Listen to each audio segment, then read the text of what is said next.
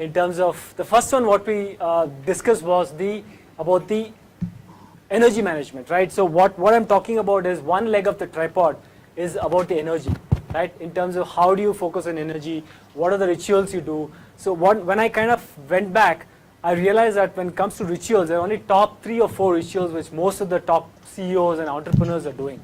As is rightly said, right? Meditation, exercise, eating healthy, and sleeping on time. That's the top 4 which comes up. Is these are the things. As long as you work on these areas, you sleep on the same time, wake up at the same time, at least ensure you get about 6 to 8 hours of sleep. I know it's a little difficult, but somewhere you are in that range of 6 to 8 hours, I think most of it would be fall in place. But at the end of the day, right, if you try to push yourself very hard, eventually it will catch up. You'll get burnt out, you'll probably, your thought process will get derailed, or eventually you'll start doing mistakes, both in personal and professional life, which eventually starts to, kind of catch up on you. So the 4 or 5 rituals, if you can figure out from what we all shared, if you can come up with your own ritual, if you can implement it, what happens is you will get a better grip on one of the tripod leg, which is the energy management.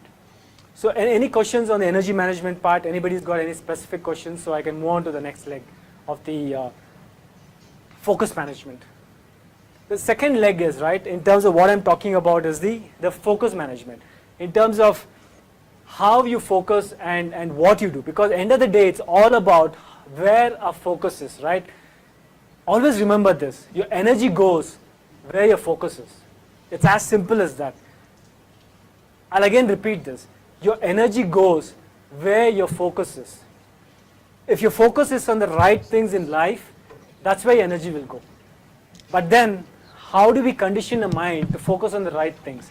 It could be, right, in terms of how do we ensure we get the targets? How do we ensure we take the company to the next level? How do we ensure we spend quality time with family? All these has to be in our area of focus. Only then our energy will go towards that. If it's not there, then the energy will not go there. You or any of your team member will not put the energy to move in that direction. So what I do personally is to work on my energy. I meditate, I do exercise, I take a power nap, and I kind of swim a couple of times a week in the thing, because for me it's like a meditation when I swim. So what happens here is my own ritual. I do a set of things during the day. I drink 3 or 4 cups of green tea in a day, right? And I eat about 4 to 5 servings of fruits and vegetables. And what I do is that immediately kind of reduces my kind of acidity in my body. It brings down the pH level. It balances the pH level. And then I spend some time in the sun in the morning. I don't know how many of us do that. At least we are blessed in India. We have sun through the year. We're not in a country where most of the time it's kind of thing.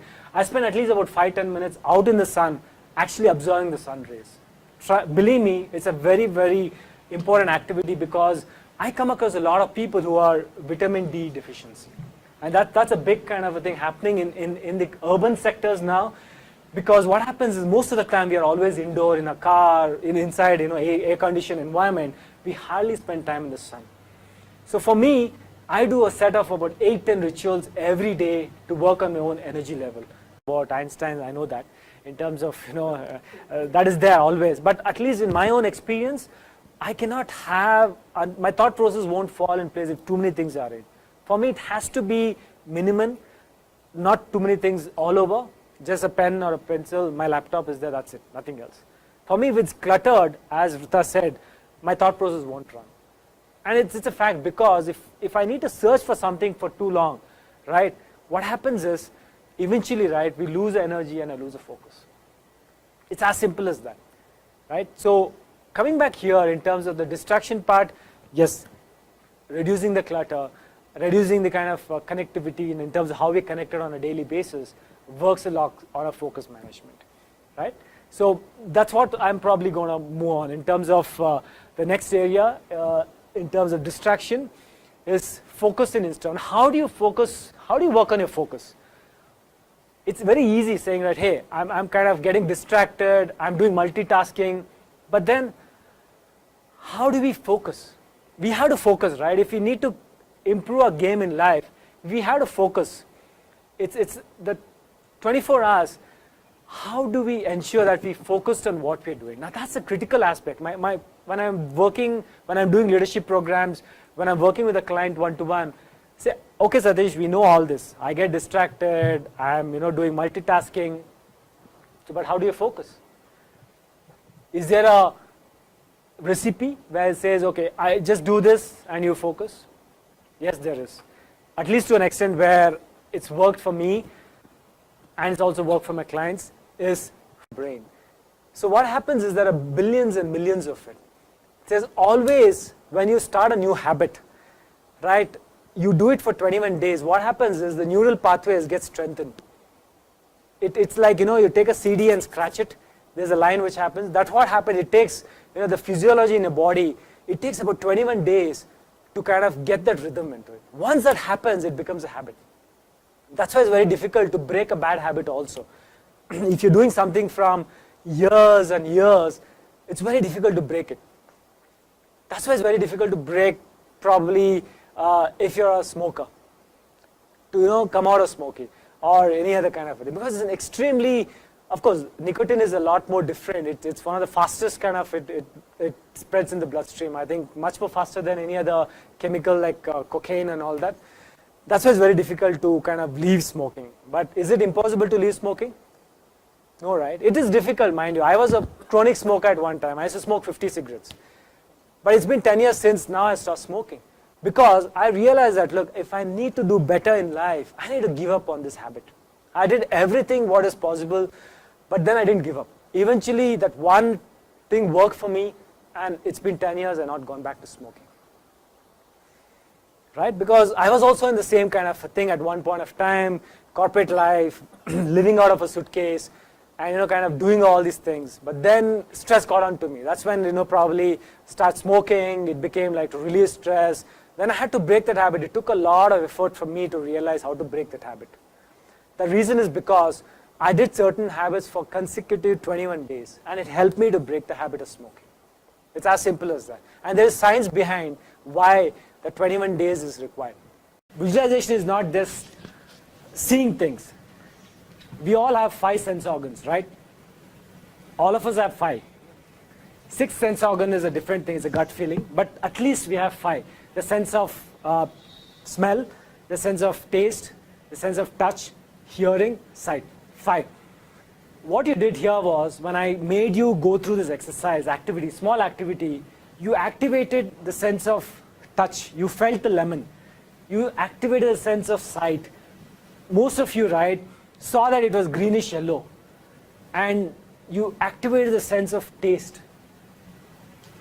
I'm not sure all of you could do it, but at least whoever salivated activated at least out of these 5 sense organs, 3 sense organs. So what happened was, technically you manipulated the mind in thinking that there's a lemon in the hand. Yes, it's manipulated. Basically nothing you did. You just manipulated. You made the mind think that there's a lemon in the hand. You squeezed it, and the body did what it has to do. It responded by triggering the salivary glands.